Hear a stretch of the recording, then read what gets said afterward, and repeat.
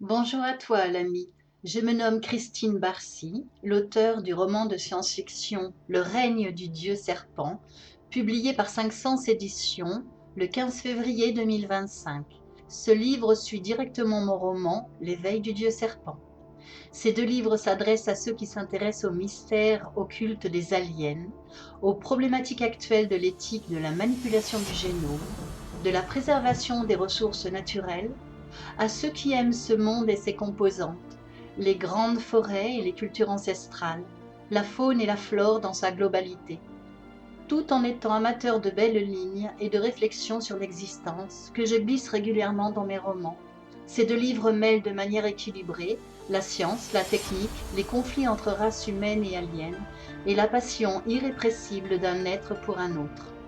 Sur ce, je te propose la lecture du chapitre 7, Mauvais rêve. Cahier d'Avril Scott. Mort incarnait l'homme de ma vie, mais sous des dehors apparemment humains, il dissimulait un tempérament versatile et reptilien dont je devais craindre l'influence et les conséquences sur ma psyché si je voulais rester celle que j'étais, ou du moins amoindrir les effets indubitables de mon évolution. Tout en effectuant les soins que nécessitait un marsupial qui avait été aux prises avec une bande de dingos, Avril se remémorait le rêve de la nuit écoulée, alors qu'elle dormait entre les bras de Mort, figée entre deux états, après qu'il lui avait fait l'amour. Peu après leurs ébats passionnés, elle avait plongé dans un sommeil agité, au cœur d'une scène agréable au début, qui s'était néanmoins rapidement transformée en véritable cauchemar.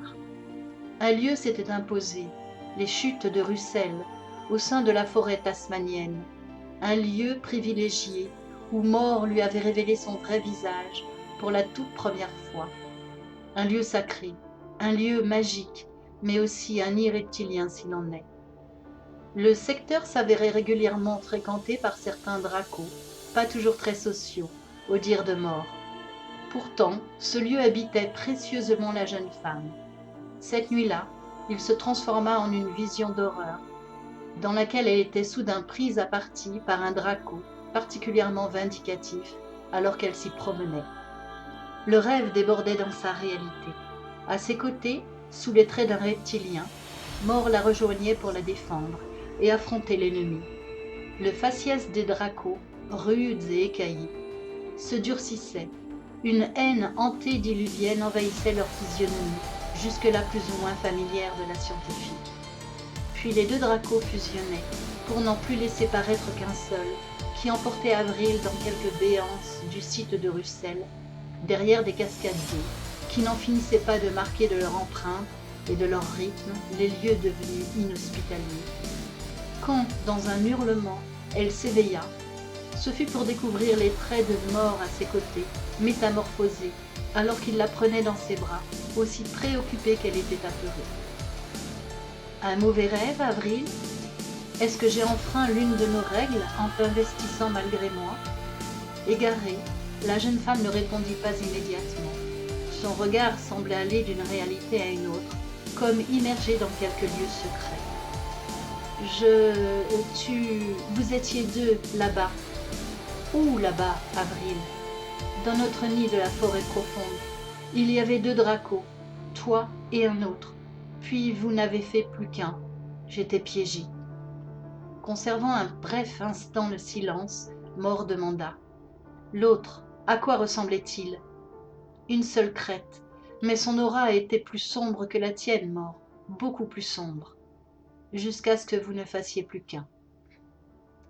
Sans commenter, Mort songea qu'il devait enquêter du côté de l'Alliance Noire.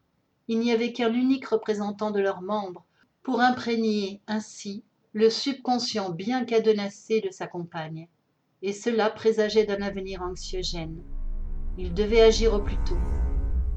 Sans chercher à la préserver, il précisa. Je vais m'enquérir de la situation au sein des alliances, Avril. Tu n'es pas assujetti au cauchemar d'habitude. Plus depuis que nous sommes ensemble. C'est une vision d'un futur potentiel qui s'est invitée cette nuit. Nous allons la débusquer et la neutraliser. Ne t'inquiète plus, ma chérie. Je vais solliciter nos anciens et je t'informerai. Il la reprit contre lui et chassa mentalement les effluves sordides qui rampaient encore autour de sa femme. Avril ne résista pas et se plaqua au torse recouvert des écailles de sa race, sans aucun scrupule. Bientôt, elle se rendormait, assurée que mort veillerait sur elle les heures prochaines. Il ferma les yeux à son tour et demeura aux aguets.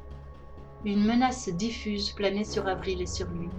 Il la devinait attendre son heure, mais il saurait s'en saisir lorsque celle-ci tenterait une nouvelle intrusion. « Dors, ma chérie, répéta-t-il.